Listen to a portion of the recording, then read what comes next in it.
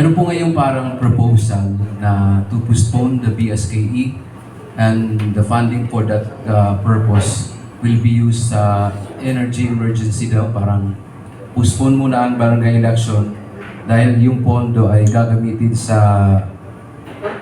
ongoing crisis. Ano pong posisyon ng UPI dito? Bago natin ibigay kay Atty. Virgil, may pananaw lang tayo dyan. Kung ikaw ang Pangulo, kailangan nagli-list ka ng prioridad. May priority list ka.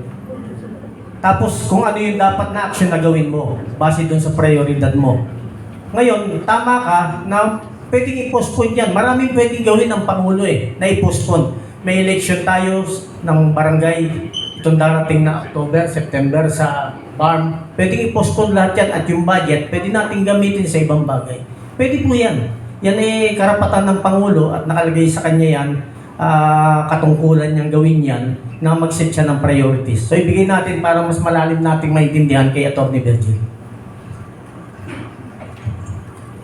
Yung pong halalan, pagka tayo'y merong halalan, ano po? Yung halalan ay kontrata. Kontrata sa taong bayan na ako ay maninilbihan sa iyo sa loob ng 3 taon bilang iyong kinatawan. Okay. So yung mga iboboto po doon sa loob ng 3 taon na yun, yung kontrata nyo sa tao, 3 taon. Para po yan i-extend, kinakailangan ng batas. Kung yan ay i-extend. Kaya po yung nakaraan, in-extend nila dahil nung unang extension nila, presidential order yata yun or something. Yung nakaraang barangay election kaya naging 3 years ulit dahil sinabi ng Korte Suprema unconstitutional. Ano po? So, tama po kayo, marami tayong kailangang paglagyan ng pera para makatulong sa taong bayan.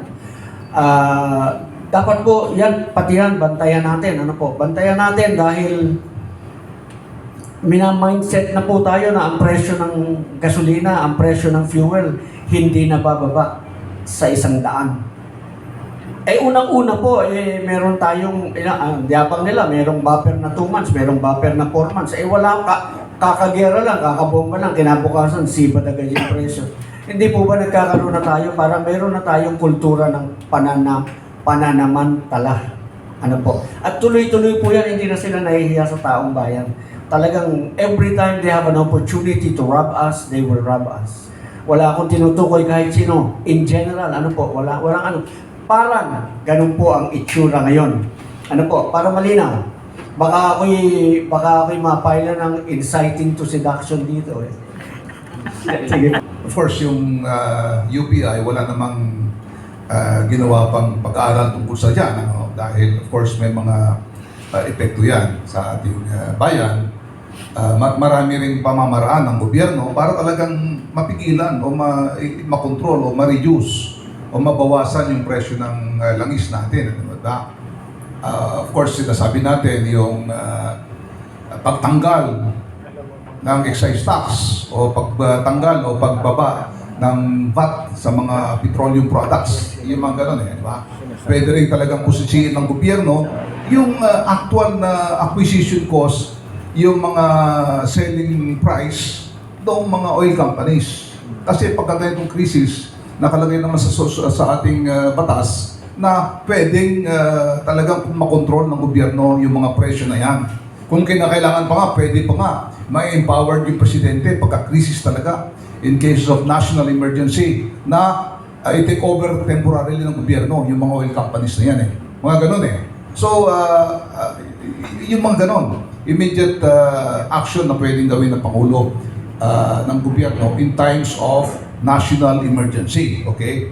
Pero dito sa amin sa UPI, hindi lamang yon yung sinasabi ko, hanggang last year pa nga ito sinasabi natin dahil dito sa matinding korupsyon na ito, di ba?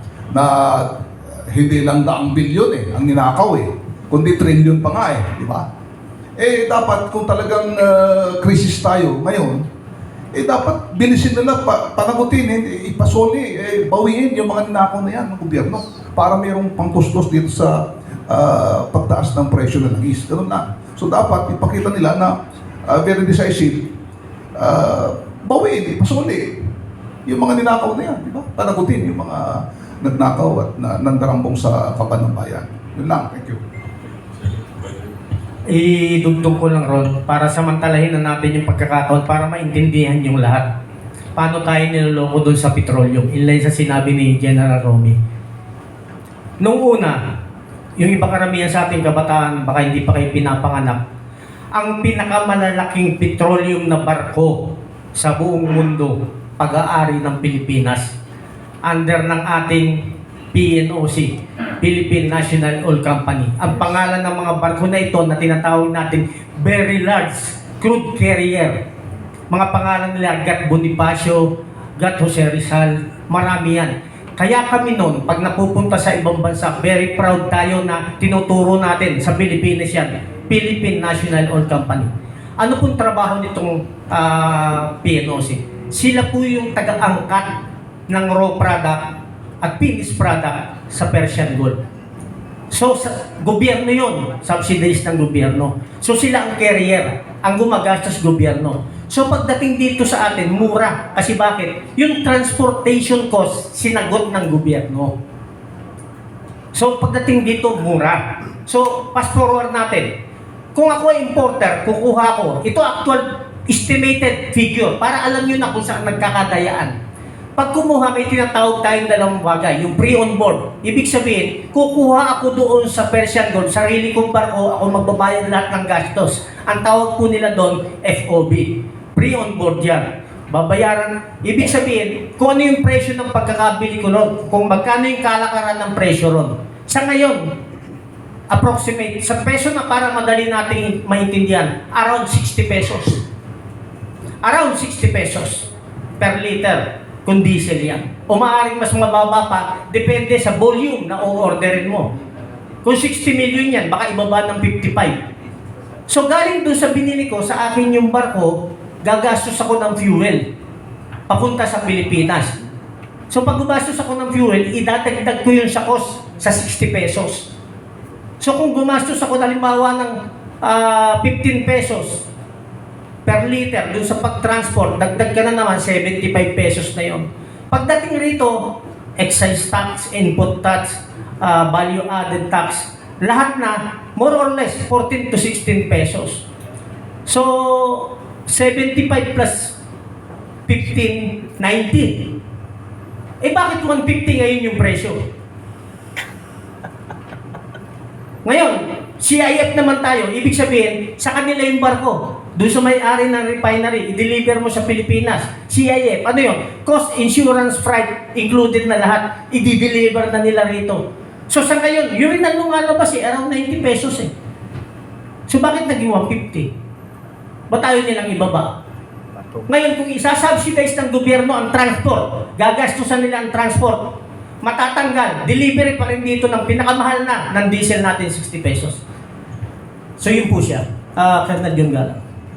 Dugtungan ko po, no? Kanina po kasi, habang papunta rito, nakikinig ako sa balita, ini-interview po si former DOE Secretary Alcusi. At doon po sa kanyang interview, nilahad niya na po na yung time niya, yung department order na nilabas nila na nire-require itong mga oil companies to unbundle yung cost, yung cost ng pag-import natin ng refined petroleum products. Lumabas na po pala yung desisyon ng Supreme Court dahil kinontra po ito ng mga oil companies. At oligarchs. At ito po ay nagkaroon ng lull na dinesisyonan lang po pala lumabas ang desisyon last year, 2025. At ina-uphold po yun ng Supreme Court yung department order na yon ng DOE na ordering itong mga oil companies to unbundle yung cost ng importation o yung total package tungkol sa petroleum products. Tanong, binigyan po ng karapatan, bakit hindi pa po natin yun naririnig sa DOE? Although binabanggit po during the hearing, binabanggit ng current secretary ng DOE, pero ang tanong, ini-implement ba? Yung mic, dalawa na yung mic. Pangalawa, Ginrant na po ng ating Kongreso yung sinasabi natin emergency powers sa Pangulo at mayroon na po siyang kapangyarihan para tanggalin yung excise tax at saka yung VAT. Eh bakit po yung excise tax at VAT lang ng kerosene ang tinanggal at ang rason daw is cost-benefit analysis. Doon daw binase. Mas marami raw Pilipino na gumagamit ng kerosene. Gusto ko pong itanong baka pwede po yung mga opisyal natin na nagbigay ng idea na to sa presidente natin, sa Pangulo, lagyan natin ng kerosene yung mga sasakyan nila, tignan natin yung tatakbo. Bakit doon nyo po tinitignan sa ang napakabigat po na pumapasan dito, yung transport sector. Diesel, tingnan nyo po ang presyo. 150 dito. Sa ibang lugar po, pag pumunta kayo sa probinsya, mas mataas. 161 nga siya. Tapos ang tatanggalan mo ng taxes yung kerosene. Parang hindi yata balanse, parang hindi naman fair. Kasi nakita naman po natin sa sitwasyon po dito, binabasehan kasi natin yung maps sa Singapore Ang maps po kasi parang stock market yan parang bulungan yan So kung paano nila i-manipulate yung costing niya, madali nilang i-manipulate kasi wala namang reference. Kung baka kwentuhan lang ng mga nag-ooperate ng maps dun sa Singapore yung costing yan Kaya po nagagalit sila ngayon dahil nakikita na po natin kung magkano lang dapat talaga kumpara po sa mga katabi nating bansa ngayon dito sa Southeast Asia. Tingnan niyo po, pinakamahal tayo. Bakit? Considering na ito pong ibang bansa na ito, ito po hindi po ito democratic countries. Ang Vietnam ba? Democratic? Pero bakit naibababa nila? Kaya nilang ibaba. Tayo sabi, deregulated para maganda yung competition, para free market tayo. Ano po, naging